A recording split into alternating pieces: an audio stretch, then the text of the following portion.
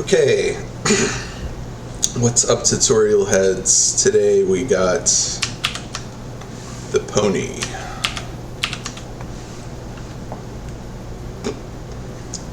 So to do this, you need to be able to draw not just a circle, but a sphere, like in 3D.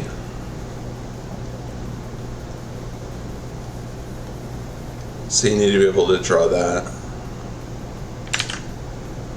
And then you need to be able to draw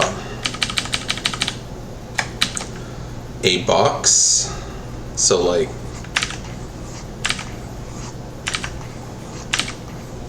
in 3D, like from any direction, so.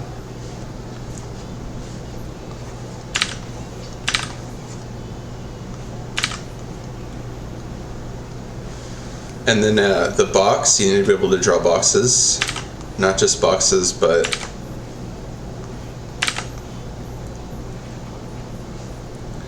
a box in 3D space.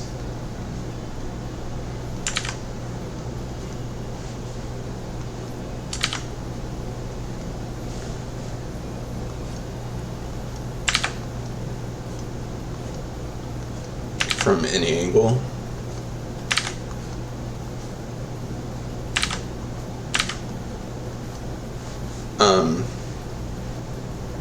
It's important to be able to draw these like forms in 3D space, and then you need to be able to draw like a cylinder. So a cylinder is like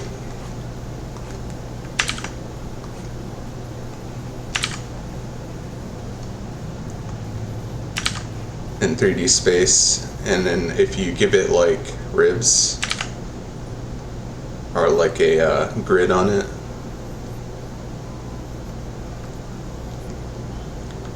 so like the plane facing us, they don't go like that, they go like this because it's facing us, and then the ones in the back would go like this. So you need to be able to do that from like any angle. And if it's facing that way, it goes like that.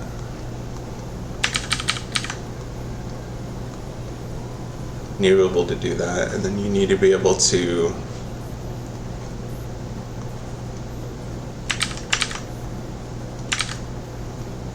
let's say this one is facing towards us, so it's going to get bigger as it gets towards us. Yeah, you need to be able to do this. So that's like the main beginner thing you need to practice before you can draw a pony. Okay, so the pony, I like to start, you start with a sphere for the head.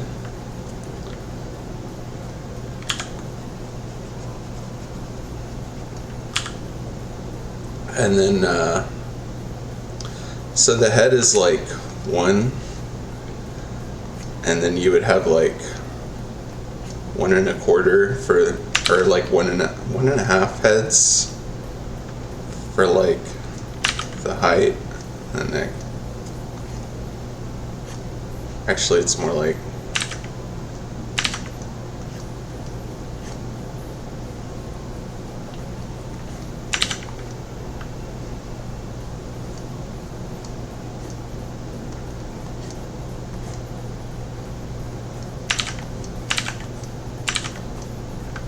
trying to think how I can explain this. Okay, so it's like you have the little potato chip for the nose, of course. So 1 head, 2 heads, I guess it's like 3 heads.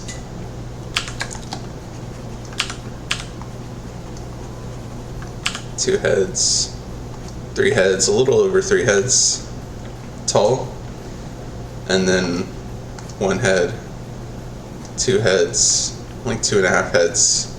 And then the tail would be like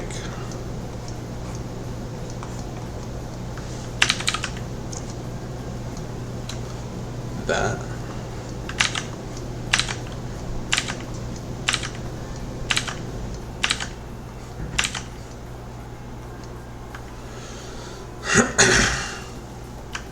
So I guess it's like 3.5 heads each way, that way, and that way for the body. So to construct this, oops.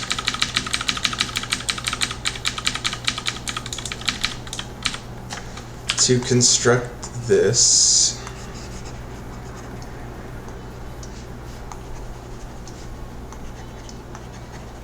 you get rid of this stuff.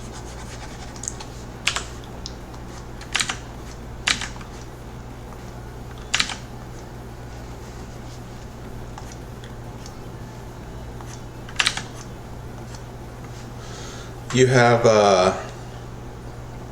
let's see, 1, 2,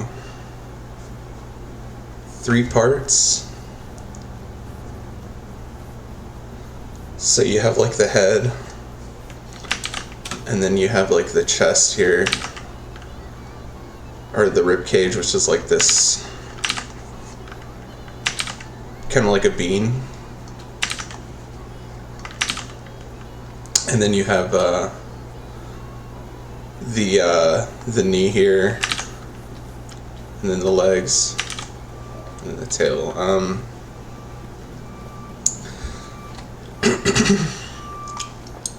And the ear. So let's do the mane. So when you draw the mane, you want to think of like the bangs area, and then you think of like the sideburns area, and then the back and top area. So that's like 3 areas, and of course the bangs can come like that, and then the sideburns or whatever, and then the back. And it always has this like separation.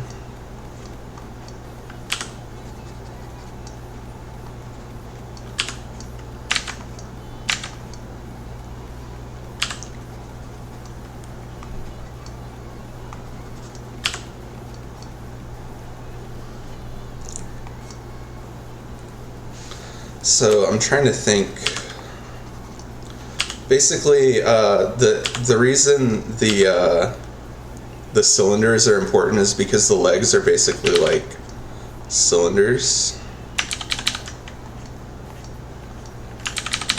but they have these like joints. So you have the rib cage, which is the bean in the middle, and then you have the scapula, which goes like that, and then you have the shoulder here, and then you have first joint, second joint, third joint, and then the hoof.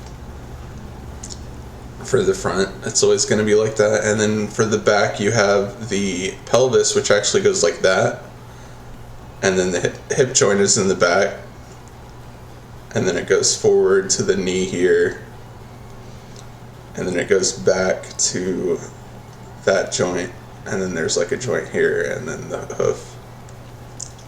And it's always going to be like this chevrons on the outside of the bean, which is the rib cage, and it's going to be like the this one's always going to be, say this is the back, this one's always going to be the pelvis here, and then the hip joint, and then the knee joint, and then it kind of, it's always going to be like that for the back leg.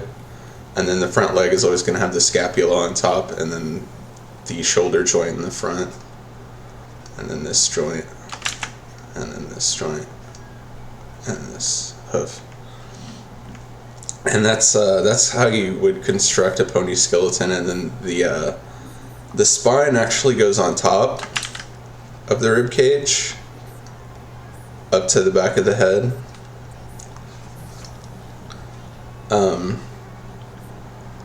But what I like to do is I like to break the spine like right here to give it kind of like the hourglass shape.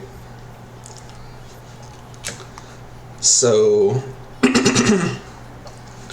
that's like the leg and body bones. Let me think for a second. And then you have like the ear,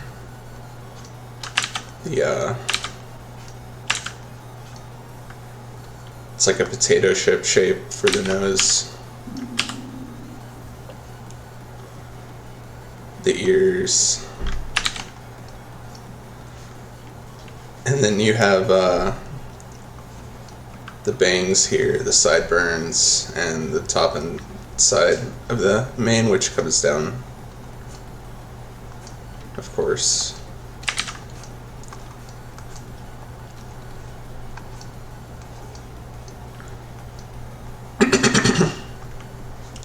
So for the tail can go like straight, or I always like to draw it like that, kind of like going down but then going back up. That's like a bushy tail that I always like to draw. Kind of poofs out here, and then it ends in like this point. That's just how I draw tails. So let's draw it the other way. We have like the head,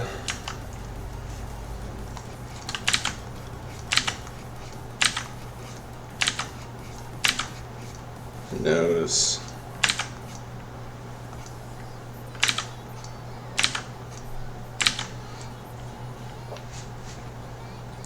and then you have like the let's go like one head down, and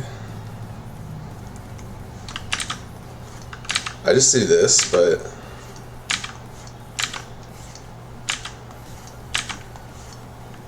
that's like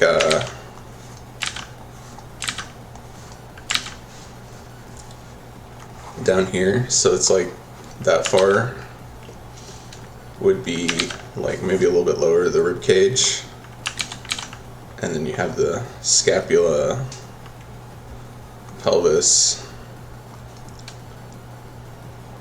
and the hip.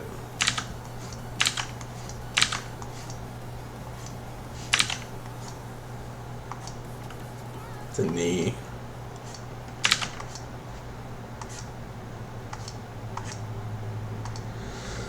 And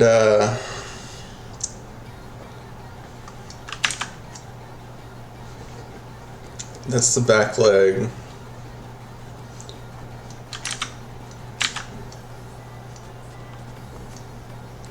And then at the front of the scapula is like the shoulder, and then you go down. It's always going to be like this chevron shape on the outside of the rib cage, and then you have like the shoulder. Of course, it can go down. So let's bend it a little bit, because this one's like crouching down to the elbow, and then let's go forward to the wrist sort of thing.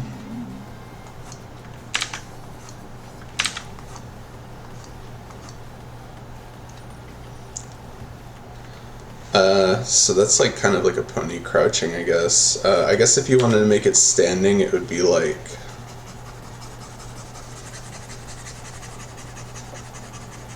taller. So you have the knee here, and then it goes back to here.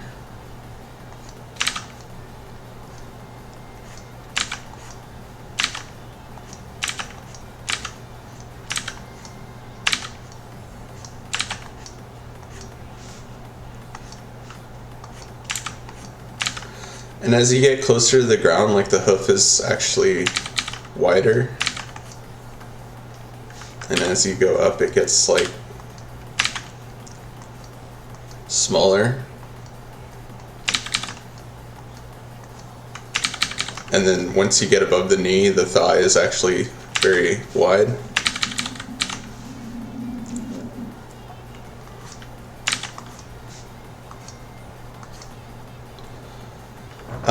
Same thing for the front hoof, kind of wide at the bottom.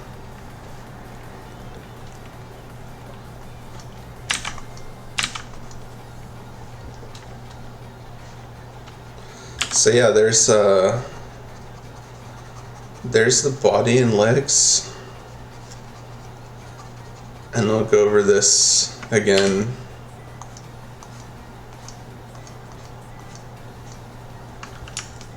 We have the spine. I like to kind of break a little bit right here.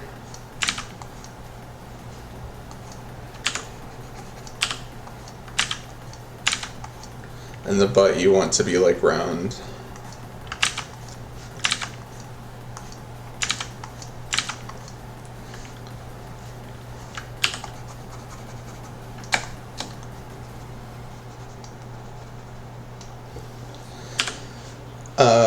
So yeah, that's pretty much how I construct a pony, and then the tail kind of comes out, like you draw a line going back and it's kind of where the tail comes out.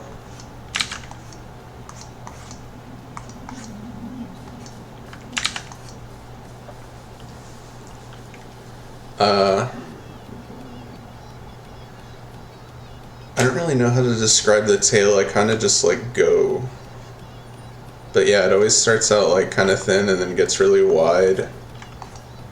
And then it tapers to like this point. And so for the mane, you would have like, first you draw the ears.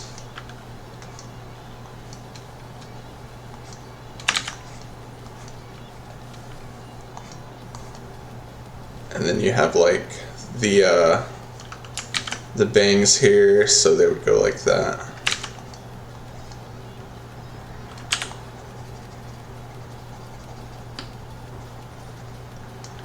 And then the sideburns, of course.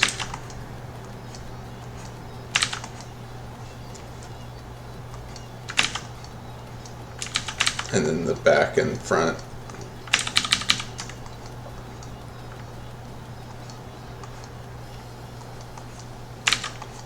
And you always keep this like separation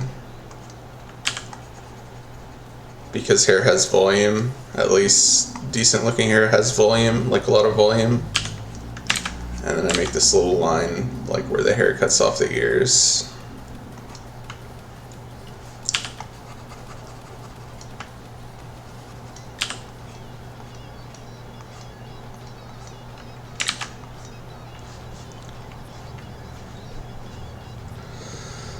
And yeah, that's pretty much it.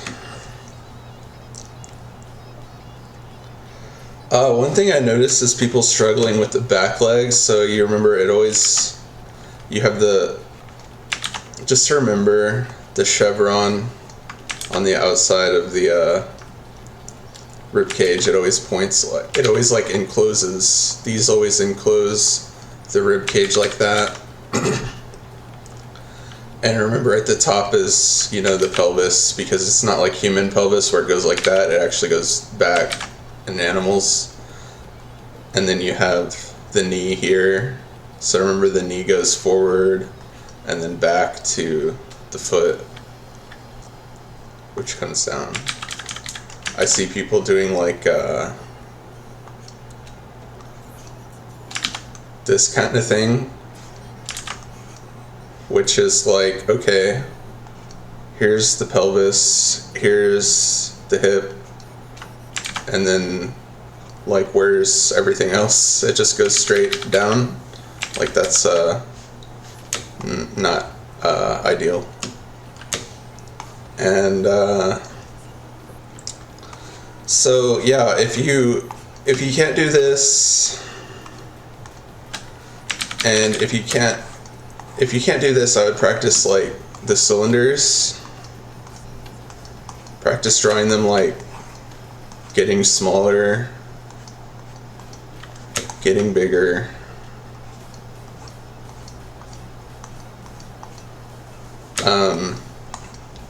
And then practice like the chevrons on the outside of the circle thing for the rib cage and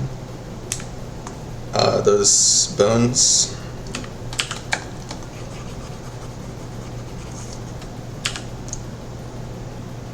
Let's talk about the nose. So the nose is kind of like, because that's another thing I see people struggling with. So say this is the head, and then you have like, you start like down here, not at the middle point, but a little bit lower, and you kind of come out, and you do like a line out, and then you do a line down, which is kind of like a potato chip, like the side of a potato chip going down.